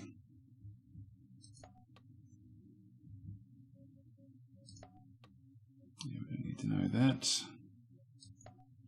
And these are just little war things that are going on around the world that aren't critical for us. We'll just come back down into our regions. All right, well, I'll try to sort of see if there's any actual questions for me. So maybe just do an @DasTactic if you've got something you particularly want me to address. If the comments, we've got about just a little bit less than half an hour to go. So if you do want me to look at something or show something, then please sing out. Okay, so we're okay in through here now. Yep, now Malta is starting to pick up extra food. The supply still doesn't show that. Now the game is still in beta, so I'm guessing that there will be little. I should have said that right from the very, very start. This is very much a beta version of the game, but yeah, it's just such the combination of game mechanics. I'm just so impressed with. Like it's complex, but you can stumble your way through it. So that one, they've got minus food from population. I guess that will end up taking food soon, I would imagine. Have a look at this unit. Yeah, food usage 4. Okay, that's going to be fine. We'll keep that one going. So Rune is saying, is religion represented? No, it's abstracted. And it's abstracted through culture, as in the actual... it's sort of done through the... actually, I'll just try to show this. It's not explicitly done, and so many of the mechanics are done this way, where things are taken to their absolute abstraction, where you then just all you can really dictate is things, for example, like the sorts of buildings that you're going to build, but the religion itself is not really there, and so it's essentially a hang on, I'll try to make sense of this. If we go into, for example, Africa province, and we have a look at our ethnicity, we can sort of see that we've got like Semitic, Dazidic, and Hispanic. And so the different sorts of ethnicities are sort of the way that you might think of religion in one sort of sense. I mean, they are ethnicities. There are different buildings as well that sort of represent, where is it? There'll be, in Egypt, there'll be a whole lot of them, I would imagine. We go into here, what have we got? So street parlour, oration, governor's palace, major temples. So these are just major temples. They're not for any particular region. In fact, I think even they've got the pyramid and sphinx in through there as well.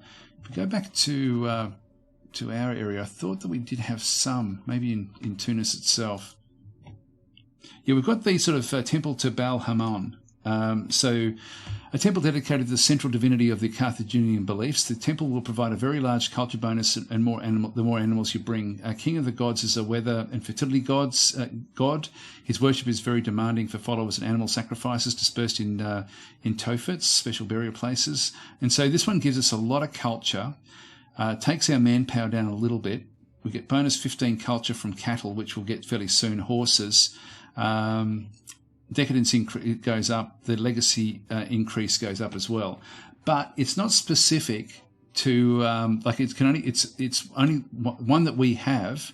It's not actually a wonder or anything, but it's not one that we can build, I don't think. So we sort of end up just having it at the start, but it really is like if someone else then takes over, they get the same benefits, is my understanding. And we've got a couple of these. The little symbol that we sort of see through here as well. Look, this one also has that same sort of little funny symbol. That is sort of like the Carthaginian symbol, as you can see through here, which means that it's specific to us. Same as our trade, like Kothan. This is a unique upgrade for the major harbour. And so this is one thing that we can build. Because we're so good with shipping, these are sort of unique to us. But even though it sounds religious with temples, it's not religion as such, is my understanding anyway. Let's just see if there's any other sort of comments or questions there for us.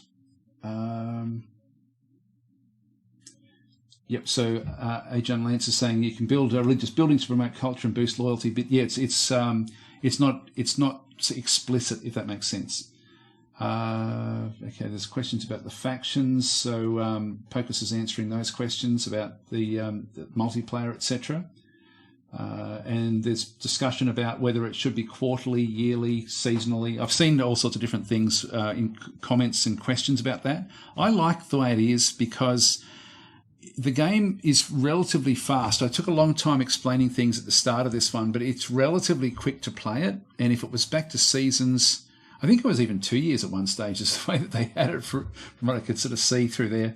It's I actually like the 1 year. For me, the more I play it, the more I like it. It's just it's that level of abstraction again that it really doesn't bother me at all, because there's other things I can control, and so it's sort of just I quite like it, and also just for the pace of the game, I think it sort of keeps the pace fairly good. Just see if there's any other questions. Yep, I think that's all the only questions I had for me, so that was good. Now, while besieging, didn't manage to inflict any casualties, and several signs it's going to be particularly harsh for men and crops. Now, how are we going this time? So we're now only getting, we've only got 12 storage in there. -7 food population from population. Now we should be getting a little bit of food now coming back out into this group. God, we've really lost a lot of ships through here, which hasn't been good. All right. Well, I'm glad we got to the bottom of what was happening with the with why we were running out of food there. So what I needed to do was actually either get more food buildings or just keep things sort of thumping along.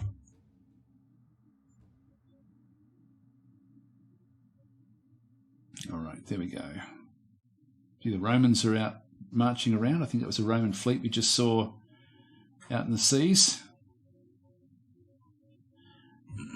Yeah, we're slowly rising. This, if we get into this top tier, there's a chance we can start to increase. Syracuse is actually now up there, and we're slowly making better money. Okay, so what are we doing here in through here? We've got, that's okay, population increase. That's all helpful.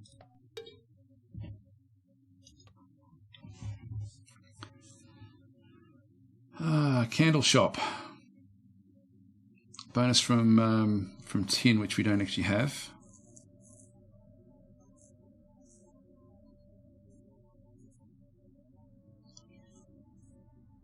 Okay, so applies only to skirmishes. Now, I don't think we can build skirmishes as such from here either. Oh, there we go, mercenary skirmishes. Okay, we can get them from here. This is where we should have been getting them from. So, if we go back to the region itself, getting the archery could be worthwhile. The ranch for the extra food, though, would also be useful. I think I'll go this way. And yeah, it would be handy to actually have those extra skirmishes. Let's just go back across. Only got very minimal infrastructure or the equipment. What are these guys? Yeah, they're 10. I'll queue up a few of those over time, and then we'll move them across into the rest of our forces. Ranch has been completed back over through here. That's going to give us big bonuses now. Like if we have a look at the trade, we'll see that we've now got cattle back up and through manufactured goods, and it's now missing from these bonus areas. And if we have a look at some of the areas that we did need cattle for, where were they? Another bonus, 15 culture from those cattle. So that's going to be quite useful. I'm pretty sure they stack, so we'll get 15 from the cattle and from the horses. I think that's the way that it actually does work. Grain and wine, we don't actually have those in there. There's going to be extra culture, and through that side, Governor's Palace. There was one other thing that was using cattle as well, but anyway, I'll keep on moving forward with this. Castrum Equatorium. So this one is going to give us what? Bonus of 10 XP when getting cavalry. Won't worry about that one so much. The garum shop. Now it's saying that we've got fish finally. From somewhere. Oh, hang on. Bonus money from fish. It's a lot of money. We need money. We'll grab that. Focus on the money. Okay, I think that's got everything we need. And what else have we got? So population growth back in through here. We're going to get our copper mine or salt mine fairly soon. In North Africa as well. We're not building through here, so we'll start to build again. And wood cutting, once again archery. Might grab an anchorage there, I think.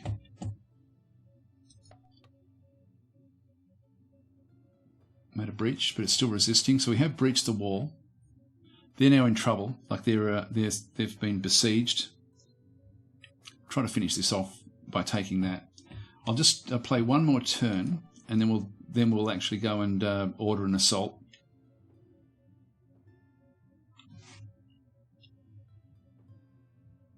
Is it Romans? That's an army that they're moving around. I've fallen back by 8. I don't know how that happened, actually. I would have thought that we would have gone up, but anyway, we're still safe. Yeah, Vernie, seeking cooperation. We'll accept that.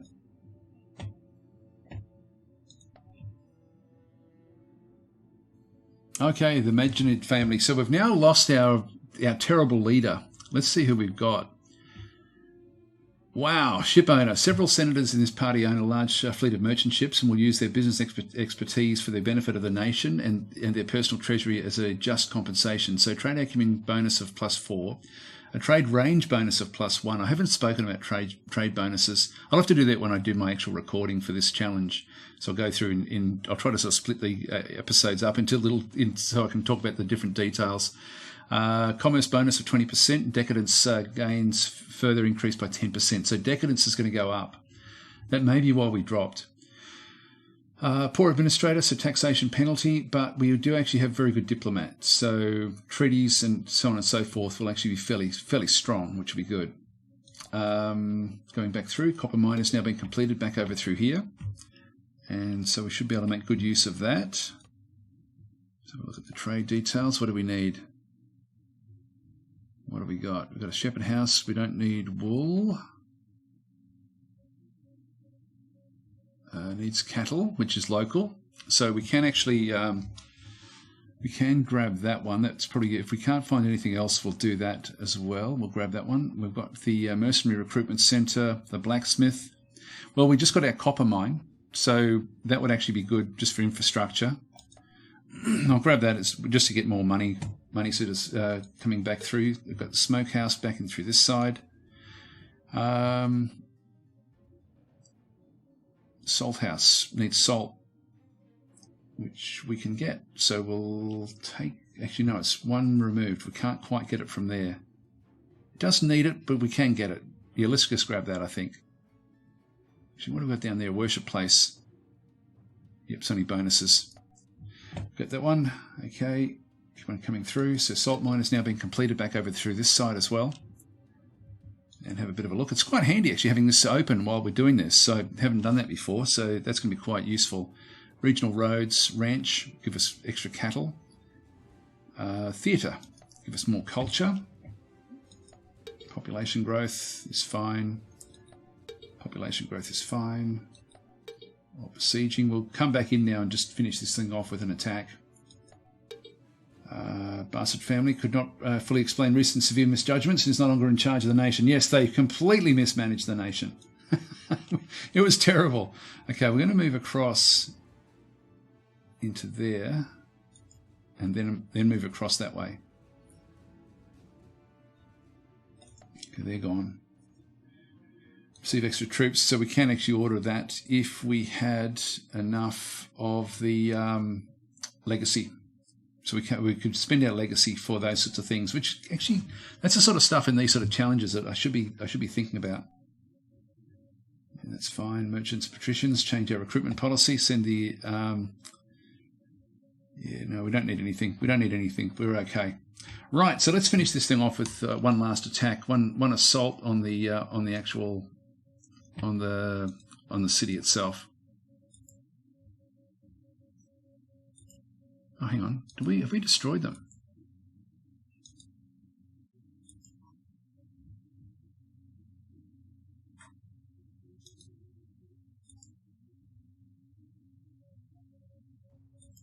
Did we already destroy them? Hang on. Okay, we conquered Sicilia from the hands of Syracuse. Oh, damn it. So we don't get to do an attack. In that case... Yeah, what's going on? That's still supply. Yeah, we do have it. We did it without actually losing any forces. in this case, what I'm going to do is I'm just going to move all of it, so it's just so we've got something to do at the back end of this. I'm going to move this one across. I'm going to merge it with the First Army, merge, and we're going to send all of these straight in for an assault on this city. There's 33 inside that city. We've got 96 in this army. Let's see if we can take this port and come across here as well. Just take them on. Okay, all right, so let's end our turn. So what we're doing is we're marching across. We're going to have a fight here, and then we're going to do an immediate assault on these big walls, which we should lose.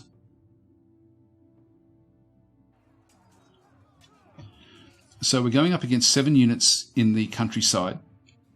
So we can just... now, I should point out, we can export these battles out. So just so that you're aware, these can be exported into Field of Glory too, because we're not assaulting a city. When we assault the city, it has to be done in-game. So just be aware of that as well.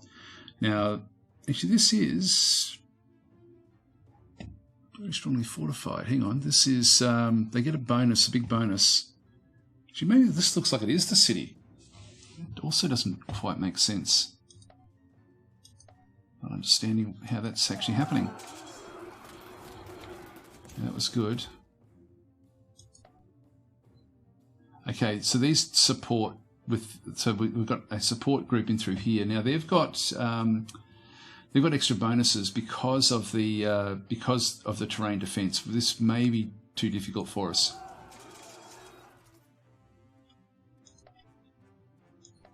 Yep, we won that one. Good. So it's 1-all.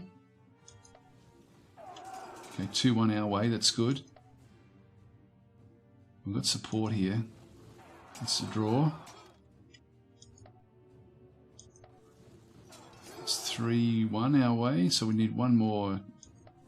Yep, we got it. So we've actually smashed them. Got pursuit phase.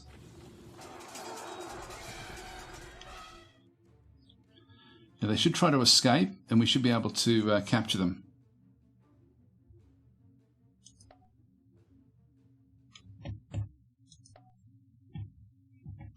So there's a few that will get away.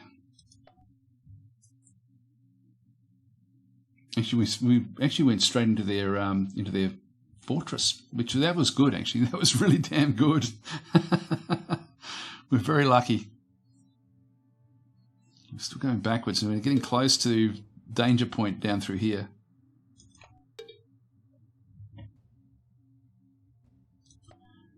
Well, that works so well. Yep, so we've got the cooperation through there. Monument has been completed back over this side. That's going to give us more culture. Just get a bit more down that way as well.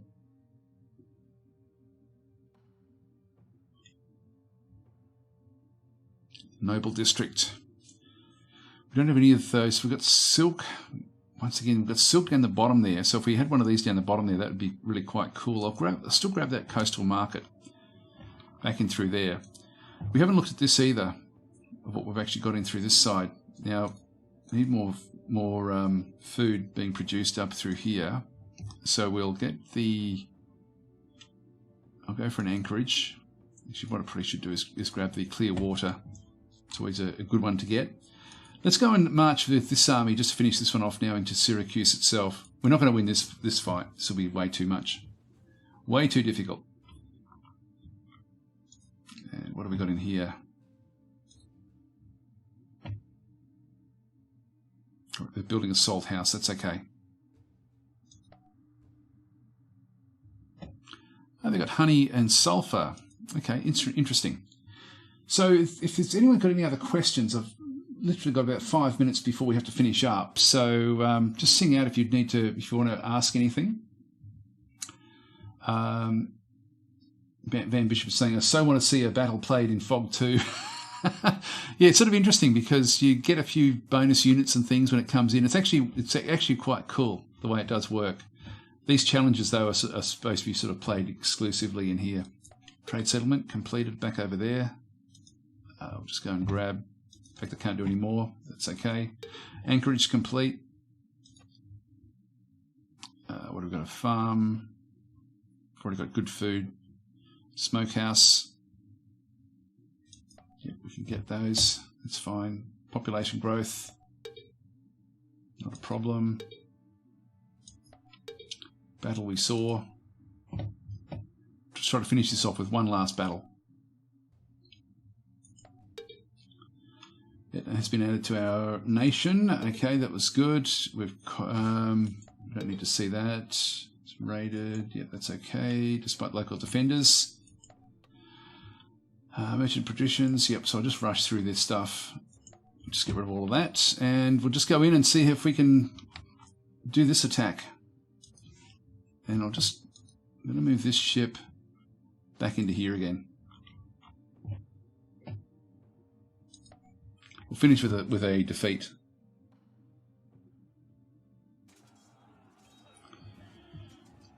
Now they've got a 2 defender. We've only got a 1 attacker, so they're going to have a lot of bonuses. They've got 30 units. So even though we've got 90 combat power, they've got 30 units of combat power of 92. Let's view the battle. Very strongly fortified. Frontage of 6. Wow.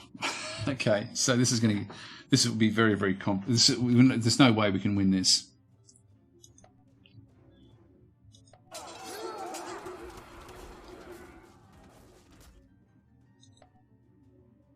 I'm just doing a continuous play. We're down there, down there, down there.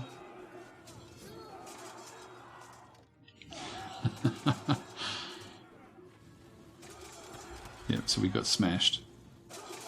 And then they pursue. We got out of that pretty luckily, actually. You know, we lost a few units, but it really wasn't that bad.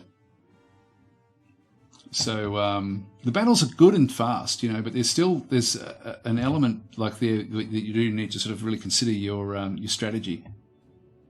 Large siege engines, yeah. This is cool. This is a cool game. So damn cool. Anyway, so we still can besiege this, but in reality they're going to be able to come back out and get us. So I think what I'll do is now this army really is really, really weak. Okay, we've gone up. We're still not in the top ranks. Still a little way to go before they get up there. How did the Syracusans go? Where are they? Let's see if I can find them. Not down there. Must be in the middle rank with us, I guess. Yeah, I'm not seeing them there.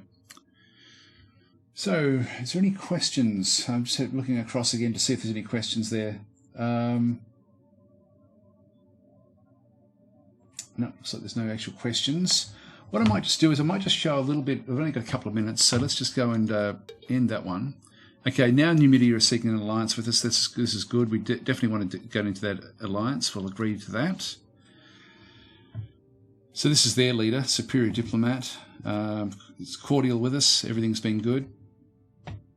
We'll just go across into the ledger and just talk a little bit about this. This is a really, really handy tool. In fact, how many provinces have we now got? 19. We only need one more, then we need to get up to 7,500 to win the game.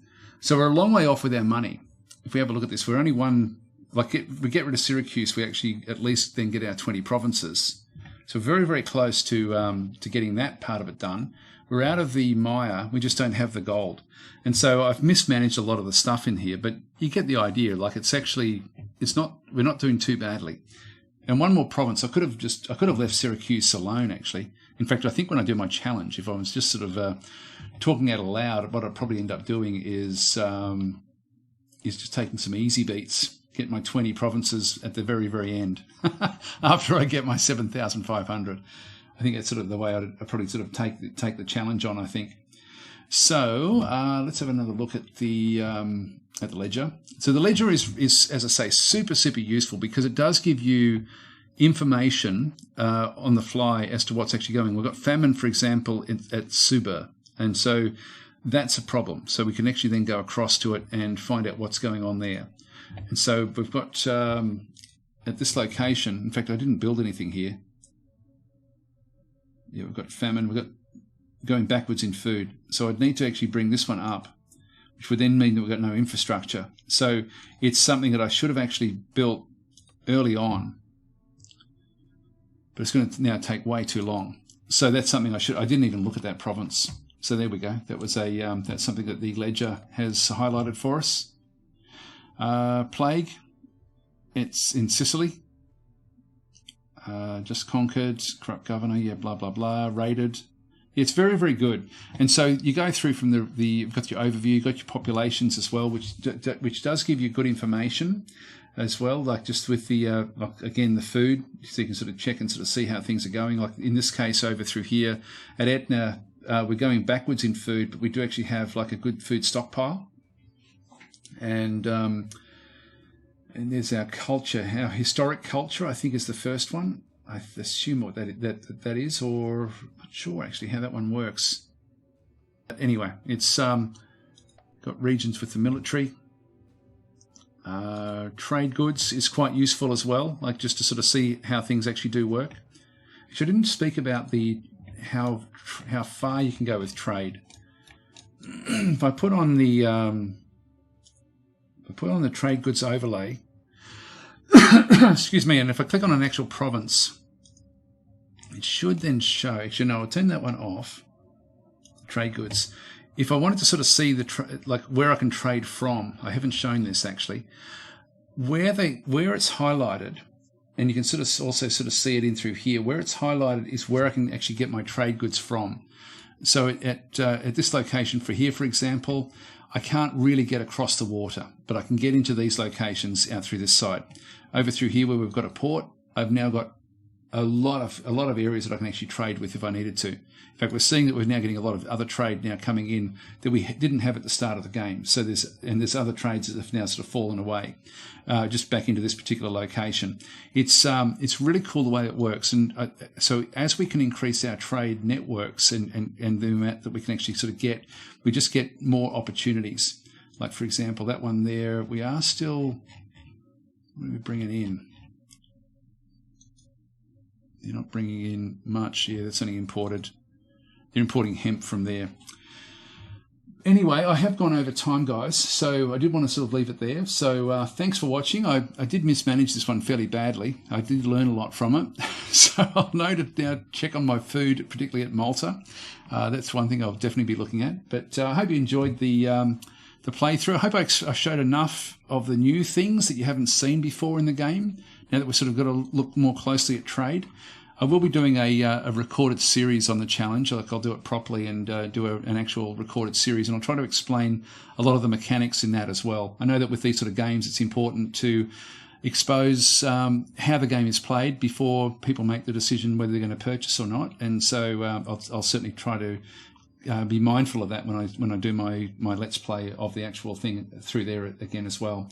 Anyway, guys, I'll leave it there. Thanks for watching, and I'll catch you next time.